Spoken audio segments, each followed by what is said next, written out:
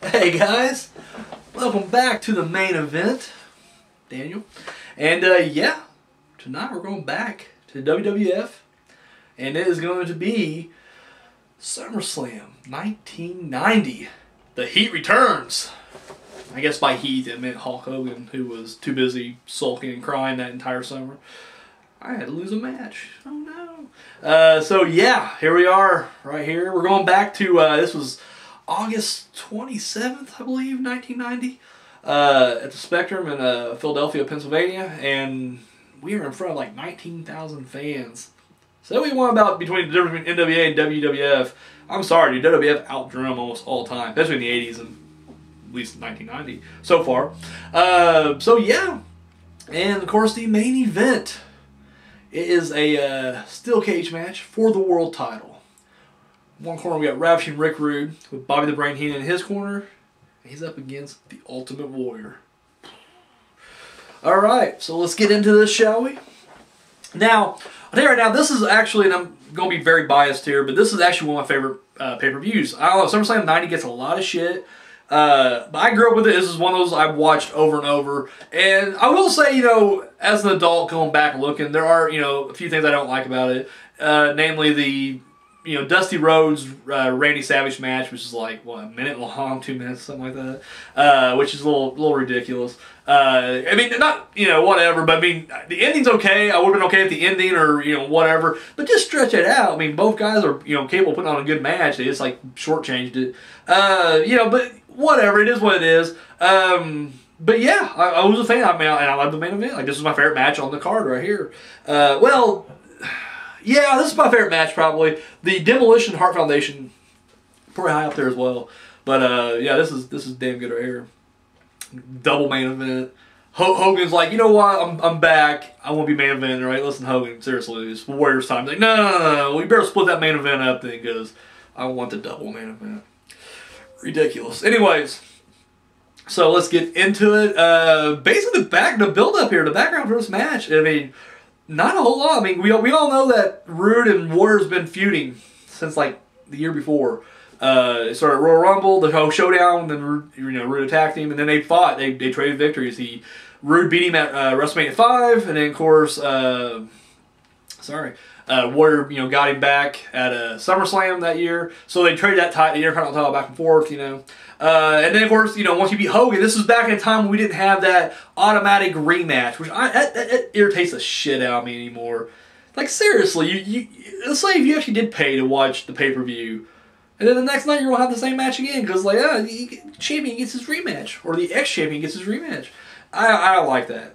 But back in the day when it was an actual sport, Hogan had to go back in line, like, fuck off. So he left, sulked for a while. And Rude was, you know, considered no one contender at the time, so feud picks right back up, and they decided to have it inside of a steel cage. Now, in this match, and at least they announced it ahead of time, but that there were two ways to win. You could either climb over top or through the door to get out and win, or you can pin your opponent inside the ring. Either way, you get two ways to win this thing. And once again, I mean, I know, you know, you're going to think I'm being hypocritical because I just, a couple nights ago, just completely bashed the shit out of WCW's cage match with Luger and Flair for having wonky results or, you know, wonky stipulations or whatever. But it's like, at least WWF announces their shit right off the bat. They're just like, hey, this is how you win. There's no chance of DQ in this, is what I'm trying to say, I guess. So anyways, there you go. That's the thing. We get to the match itself. Dude, Warrior's pumped. Dude, and the thing is, like, I feel like a lot of people are kind of over-exaggerating on the insaneness of Warrior's promos. And I'm not saying he didn't have some crazy ones, but at least as far as the ones we've been watching so far, at least, you know, all his main event promos, been decent. Like, yeah, he's using crazy words and shit, but I follow everything he says. I know exactly what the guy's talking about.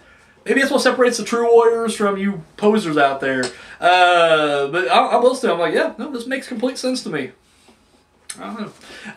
And when I was a kid, it made sense to me then. Like, I wasn't like, I don't know what the blood moon and all, oh, what are you talking about? No, I knew exactly what he was talking about. I'm a warrior in here, baby. So, but anyway, yeah, he cuts an awesome promo, and course, Root cuts a good one too, because, you know, Root, let's be clear, like, you know, Warrior's never been in the cage before. He's not afraid of the Warrior, and guess what? He's going to take him down inside the cage. So we get in there, Warrior comes up and over the cage. It's fucking awesome, and he's just swinging the fucking belt around. He's a madman. I love it. The match itself wasn't bad. Once again, I always, you know, everybody shits on Warrior's wrestling ability. I didn't think it was that bad in here. There's been a couple spots you're kind of like, but for the most part, decent. And when I was a kid, I didn't notice any of that shit. Like, when I was a kid, it looked all good to me. Root was in phenomenal shape here. Hits the Root Awakening at one point, and it was like, holy shit. But he doesn't go for the pin. Like, literally, he's just like, he is in there to hurt, like, he's pissed at the Warrior for some whatever reason. I mean, the feud is the feud. It's over now, and it just reunited with this match, and he's just like, nope, I want blood. Awesome moment. Warrior's going, you know, for the door, and Heenan slams the door. Now, we've seen the cage door get slammed on people's heads a million times, but dude, this is like the blue steel bars, right? Now, I know it was probably nowhere near Warrior's head. I'm sure, you know, it hit nothing, and then, of course, he reacts. But from the angle and the sound, dude, it looks devastating as fuck. And Warrior goes back and sells it like a champ. Love it. Rude gets control, even going as far as climbing the top of the cage. And first he climbs up to the ropes and jumps off and, you know, nails him with, you know, flying fist. And then he goes up to the other side. And the whole time, dude, Heenan is like losing his shit. He's like, just climb out. Like, Heenan's telling him, dude, just climb out. And he doesn't. He goes up to the top. And right there, even as a kid, even though I was totally rooting for Warrior, a part of me was just like, dude, why don't you climb out? Like, just take the time. Like, even then, it didn't really register to me, like, you know, because he was making it more like he wants to punish the Warrior. But even I was just kind of like, dude, like, you people rarely get Warrior down. If you get him down, take the advantage. Same thing happened with Bossman and Hogan when they fought on Saturday Night's Main Event for the title. I was just like, dude, you got him down, leave. And he's just like, I'm going to punish him. I'm going to serve that hard justice. Give him a hard time. It's like, all right. Enjoy not being a world champion. So, Rude goes to the very top of the cage, comes off for the fist, but of course Warrior, right in the gut, he flips over. At one point, Rude's trying to climb out, and Heenan's trying to pull him through. Well, Warrior just drags them both in, beats the shit out of Heenan. Tom drops him, he flies out the door. And then, of course, Warrior hits the Grill Press Slam. I think he goes for a splash. I don't remember. Climbs out. Love when he comes up and over, because when he's right there, he's on the outside hanging. He's just like gyrating his hips. Now, clearly, you know, he's mocking Rick Rude. We get that. It just looks so funny to see Warrior doing that. Like he's like trying to fuck the cage. It's great. But then here he drops down and he wins. He retains his championship, and he's running around. He's swinging that towel around. It's a good time, had by all. So yeah, that was the match right there. Fallout for this match. Well, Rude's gone. This was his last match, actually. He in real life, he had a disagreement over money or whatever the case was, and he left the company. They wrote him out, I think, if I remember correctly. Jack Tunney suspended him, or maybe even he did fire him, because he made fun of Big Boss Man's mother. I'm not making this up. A little ridiculous. Either way, he was gone after this. Warrior, his championship run will continue. He would be in a bunch of 6-man tag matches for a bulk of the year here. He would team up with Legion of Doom and go after Demolition, because at that point Demolition was three men.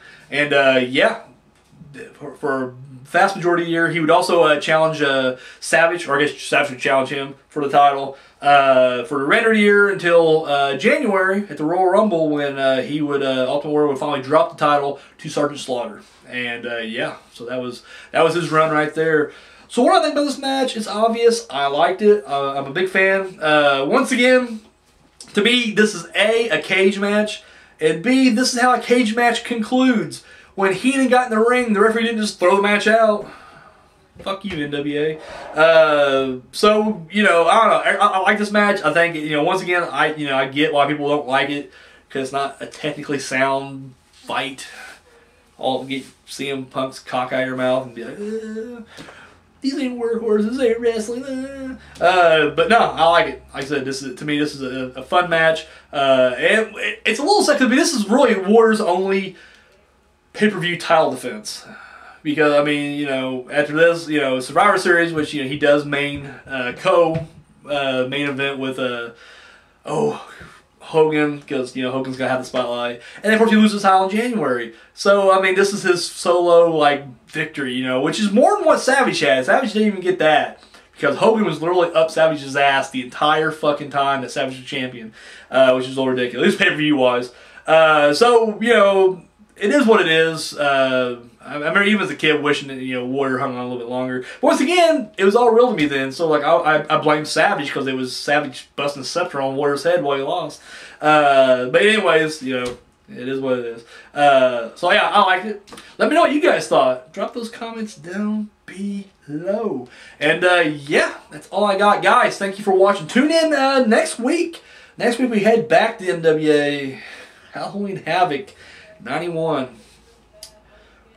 Yep. So, yep, that's all I got, guys. Thank you. So, oh, not 91. Shit, sorry, we're still in the 90s, aren't we? Halloween Havoc 1990. So, yep, we're going to be doing that one.